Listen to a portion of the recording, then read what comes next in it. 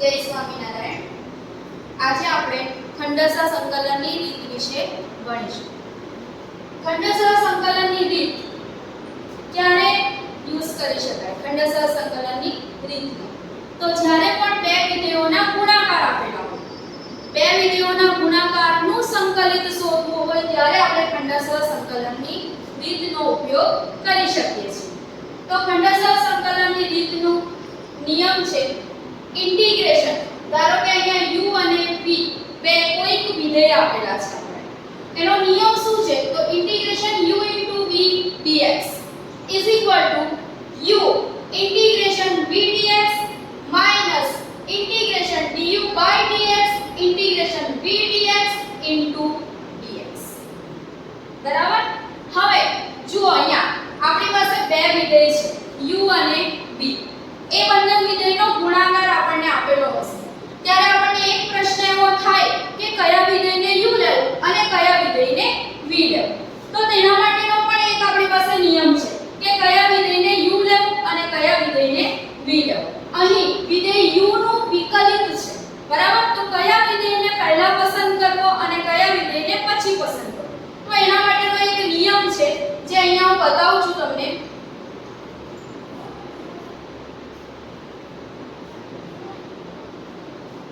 યાદ શું રાખવાનું આપણે નિયમ? L I A T E.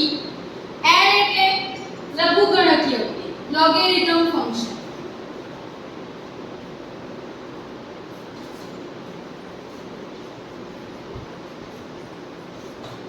I એટલે પ્રતિવિધેય આવશે, ઇન્વર્સ ફંક્શન. A એટલે બહુપદીય વિધેય, એરિથમેટિક. T એટલે ટ્રિગ્નોમેટ્રી, ત્રિકોણમિતીય વિધેય.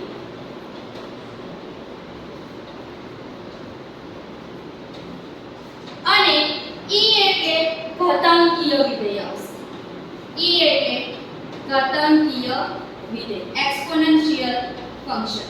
બરાબર?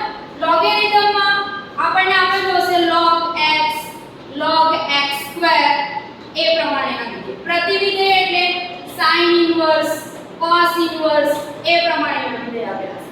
બહુપદીય વિધેય એટલે x2, x2 + 1 એ ટાઈપના આપેલા છે. ત્રિકોણમિતીય વિધેય એટલે sin, cos, tan એ પ્રમાણે.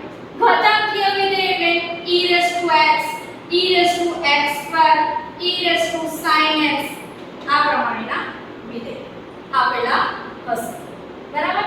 તો LIATE નિયમ મુજબ આપણે જે પહેલા આવતું હોય આ ક્રમ પ્રમાણે તો તેને શું લેવાનું? આપણે u લેવાનું. સપોઝ તમને બે ફંક્શન આપેલા છે, ધારો કે તમને ફંક્શન આપેલું છે integration x * log x dx. તો આ log x એ શું છે? લઘુગણકીય વિધેય. અને x એ શું છે? તો બહુપદીય વિધેય.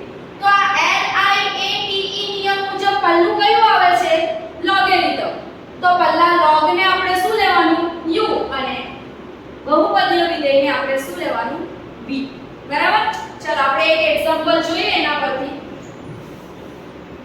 ચલો હવે અહીંયા શું આપેલું છે આપણને? I = integration x sin x dx.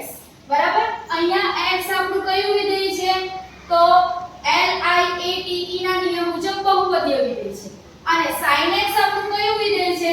તો ત્રિકોણમિતિ વિધેય છે. બરાબર? તો આપણા LIATE ના નિયમ મુજબ પહેલા કયું વિધેય આવશે? બહુપદી વિધેય આવશે. તો આપણે બહુપદી વિધેયને શું લેશું? u અને ત્રિકોણમિતીય વિધેયને શું લેશું? v. ચાલો અહીંયા આપણે હવે ખંડસા સંકલનનો નિયમ લગાવીએ. તો પહેલા શું છે? u અચળ. વિકલન સંકલન શેનું છે? sin x dx minus integration du by dx मतलब d by dx of શું આવશે? x integration sin x dx into dx. ચલો x sin x નું સંકલિત આપણને બધાને ખબર છે શું આવશે? sin x નું સંકલિત minus cos x minus x નું x સાપેક્ષે વિકલન કરવાનું છે શું આવશે? 1. sin x નું સંકલિત શું થશે? ચલો અહીંયા x x cos x અહીંયા માઈનસ માઈનસ શું થશે પ્લસ ઇન્ટિગ્રેશન cos